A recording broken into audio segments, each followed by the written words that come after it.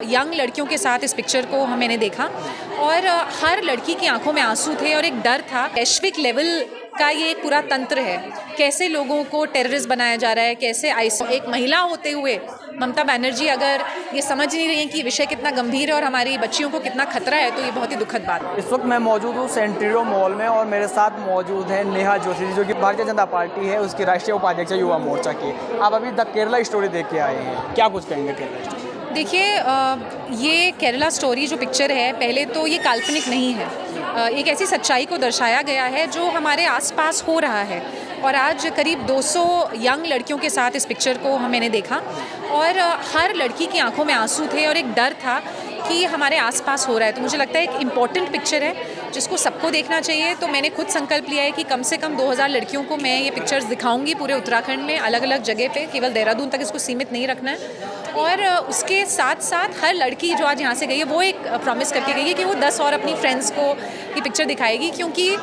जब रियलिटी इतनी खतरनाक है तो हम उसको डिनाई नहीं कर सकते, आंखें बंद नहीं कर सकते। ज़रूरी है कि इसके बारे में चर्चा की जाए, इससे सावधान रहा जाए, खासकर जब आप उस उम्र में होते हैं, जब आप क्यूरियस होते हैं। मैं भी कभी इनकी उम्र से गुजरी हूँ, तो मैं समझ सकती हूँ कि इस समय जो हमारी क्यूरियोसिटी होती है वो कई बार हमें गलत राह पे ले जाती है। तो एक इम्पॉर्टेंट पिक्चर है। आपके चैनल के माध्यम से भी मैं यही कहूँगी कि हर वो व्यक्ति जिसकी कोई बेटी है या जिसके घर में कोई बेटी है, बहन है, और हर यंग लड़की को ये पिक्चर ज़रूर देखनी चाहिए। जोशी जी, मैं देख रहा हूँ कि जो इतना विवाद इस मूवी को लेकर हो रहा था, इसको रिलीज होने से पहले ही बैन करने की जो बातें हैं वो सामने आ रही थी, लेकिन जो हॉल है वो खचाखच भर रहा है। और लेकिन जो भावुक हो रही है, मैं अभी यहाँ पे बातचीत कर रहा था लड़कियों से जो मूवी अभी देख के आई है, सबका ये कहना था ये कहीं ना कहीं हमारे आसपास ये घटनाएं घट रही हैं। क्या कहेंगे इसको? देखिए, जब भी सच को उजागर करने की कोशिश की जाती है तो लोगों को तकलीफ़ होती है, क्योंकि लोगों के उसमें इंटरेस्ट जुड़े होते हैं। एक बहुत बड़ा गैंग, एक पूरा मैं कहूँगी वैश्विक लेवल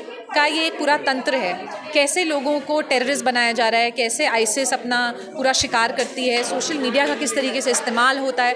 तो ये सारी चीज़ें जब उजागर की जाएंगी तो जाहिर है कि उनके तंत्र को खतरा होगा, तो विरोध तो होगा ही। लेकिन दुख तब होता है जब हमारे देश में बैठे हुए देश के अंदर के लोग इसका विरोध करते हैं। आप देखिए, ममता बनर्जी बैन कर रही है पिक्चर को। जो सच्चाई दिखा रही है पिक्चर, जो आपकी बच्चियों को आगाह कर रही है, आप उसको बैन कर रहे हैं, तो समझ में आता है कि आपकी जो सहानुभूति है वो किसके प्रति।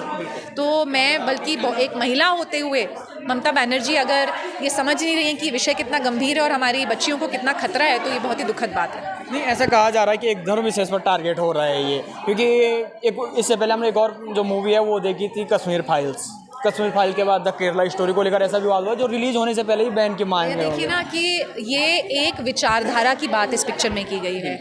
आईसिस जो है वो एक टेररिस्ट ऑर्गेनाइजेशन है, वो एक विचारधारा है, कट्टरपंथी विचारधारा है। ऐसा एक मैं आपको रोकना चाहूँगा, ऐसा कहा जाता है कि टेररिस्टों का कोई धर्म नहीं होता है, लेकिन फिर इस पर देखिए, टेररिस्ट का कोई धर्म नहीं होता है, ठीक है, लेकिन एक ये विचारधारा जो कट्टरपंथी है, इसको तो समझना ज़रूरी है और इससे बचना ज़रूरी है। तो जब भी कट्टरपंथी विचारधारा का विरोध होता है तो ममता बनर्जी जैसे लोगों को पेट में क्यों दर्द होता है, मुझे तो ये सवाल उनसे पूछना है। तो कट्टरपंथ का हमेशा विरोध करना चाहिए। आईसिस जैसी ऑर्गेनाइजेशन टेररिस्ट ऑर्गेनाइजेशन है, दुनिया जानती है, और उनका सच उजागर करने पे ममता जी रो रही हैं, ये तो बहुत दुख की बात है। तो ममता जी को भगवान सद्बुद्धि दे और आशा करती हूँ कि वो केवल इस मूवी को रिलीज़ भी नहीं होने देंगे, उसको टैक्स फ्री भी करेंगे अपने स्टेट। यहाँ उत्तराखंड में टैक्स फ्री हो गई, इसको लेकर क्या कहेंगे? मैं धन्यवाद दूंगी हमारे मुख्यमंत्री जी का कि उन्होंने एक आगे कदम बढ़ाते हुए इसको टैक्स फ्री किया ताकि ज़्यादा से ज़्यादा लोग इस पिक्चर को देख सकें। धामी जी भी इस मूवी को देखने आ रहे हैं और कैबिनेट मंत्री जी भी देख रहे हैं, क्या?